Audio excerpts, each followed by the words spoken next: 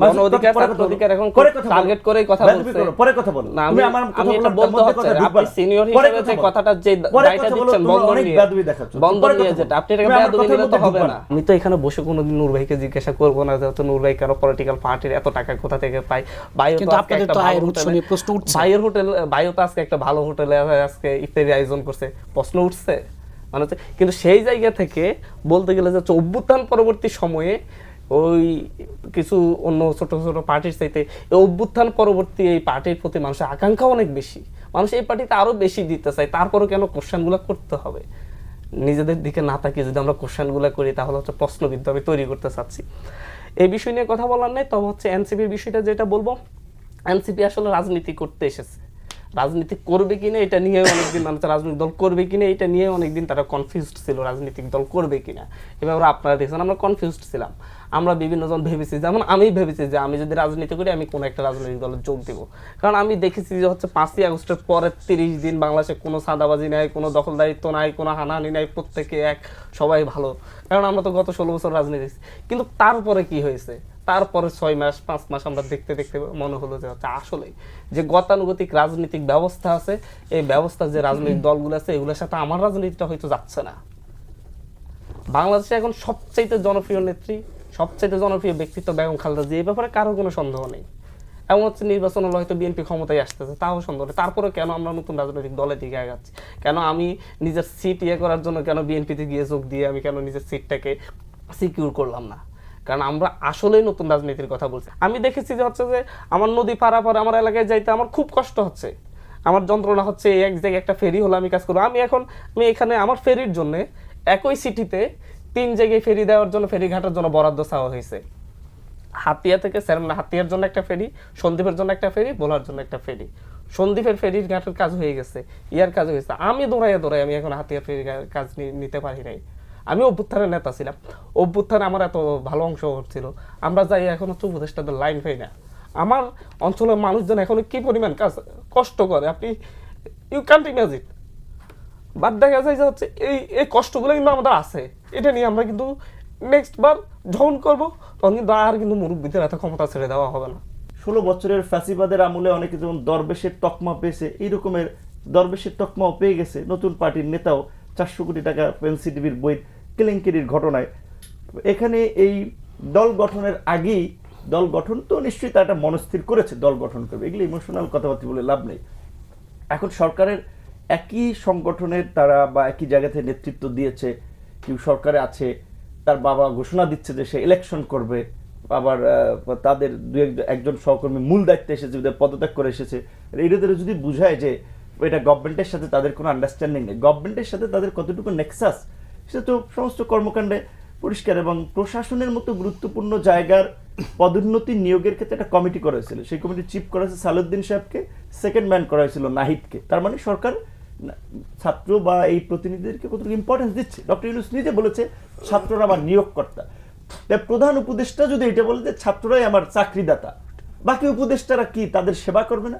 তাই তো করেছে। আমরা দেখি যে ছাত্র উপদেষ্টা বা সমন্বয় তাদের একটা যে প্রভাব, তো তারা যদি এই প্রভাবকে ইতিবাচক কাজে ব্যবহার করতে, হান্নান মাসুদ আমাদের ছোট ভাই আবেগ নিয়ে অনেক সময় কথা বলে কান্না করে ফেলে যে ফেরি হবে না কেন, গিয়ে বলবে 1 সপ্তাহের মধ্যে এইখানে ফেরি চাই, ওইভাবে হবে। তাদের সেই মুভটা গার্ডসটা দেখান লাগবে।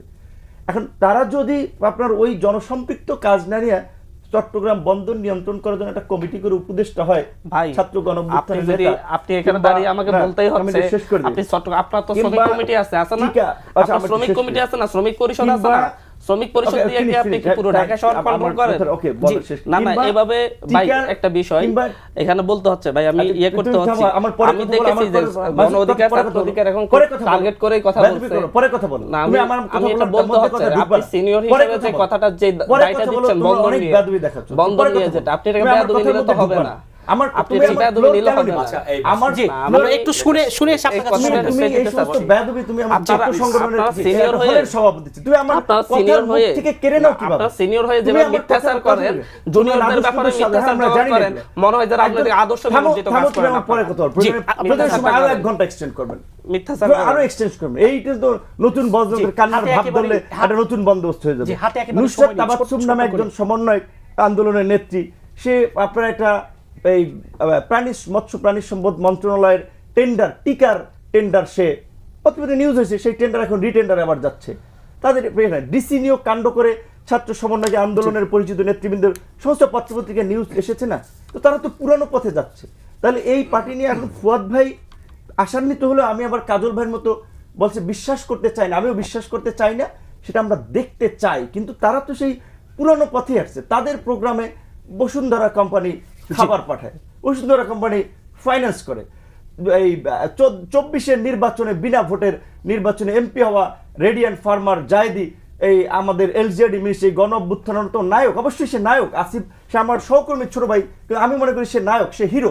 কিন্তু সেই হিরোর আপনার মিনিস্ট্রির অধীনে বাপুপের সহসভাপতি, তো তারা তো পুরানো পথেই আছে। তাই এর তারা কি নতুন বন্দোবস্ত আমরা কি আশান্বিত দেখছি না। বিএনপিকে দোষ দিয়ে তো লাভ নাই যে চান্দাবাজি টেম্পো স্ট্যান্ড, বিএনপি একটা বড় দল, হাতির মতো দেহ, দেখা যায় অনেকে, কাজ তো সবাই করতেছে, জামাত করতেছে, গণ অধিকার, ছাত্র, আমি বলছি সবাই করতেছে। তাহলে এখন এই ছাত্রদের মধ্যে যে নতুন প্রত্যাশা, নতুন সেটার এক্সাম্পল এখন পর্যন্ত আমরা দেখছি না, কিন্তু আমরা দেখতে চাই। হলের নেতা ছিলাম, এখন আর বড় কিছু হওয়া যাবে না, সব সময় আন্ডারমাইন্ড করে রাখার যে চিন্তা।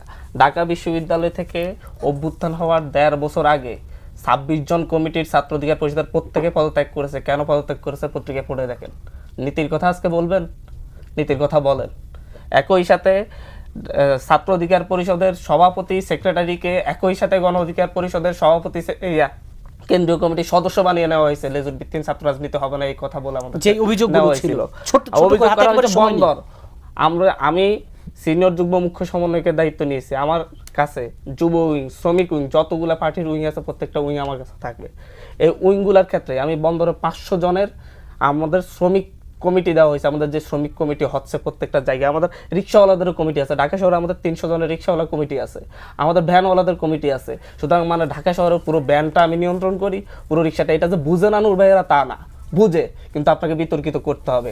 আমি আজকে এখানে বলি, অভ্যুত্থানের 7 মাসে আমি সচিবালয়ে কয়বার গিয়ে কয়জন উপদেষ্টার সাথে কথা বলেছি বা কয়জন বাসায় গিয়েছি, আর নূর ভাইয়েরা এবং হচ্ছে তাদের প্রত্যেকটা একটা এমনকি কলেজের আহ্বায়ক কয়বার গিয়েছে সেটা একটা হিসাব করো, সিসিটিভি ক্যামেরা দেখে ইয়াতে, তাহলে বোঝা যাবে যে এই সরকারকে কয়ভাবে কে বিক্রি করতেছে। একদম স্পষ্টত বলতেছি, আমরা আমাদের জায়গা থেকে, আমি হান্নান মাসুদ এখানে স্পষ্ট ঘোষণা করতেছি, আমি আমার জায়গা থেকে ন্যূনতম কোথাও 2 নাম্বার সুবিধা নেই না এই সরকার। এই জায়গা থেকে দেখা যাচ্ছে যে হচ্ছে বিতর্কিত করার জন্য, নিজেদের অপরাধ দেখার জন্য অন্যদের উপর দায় চাপিয়ে দেওয়ার যে চেষ্টাটা, এই চেষ্টাটা খুব ভালোভাবে করা। চারজনকে আজকে স্টুডিওতে সময় দেওয়ার জন্য ধন্যবাদ।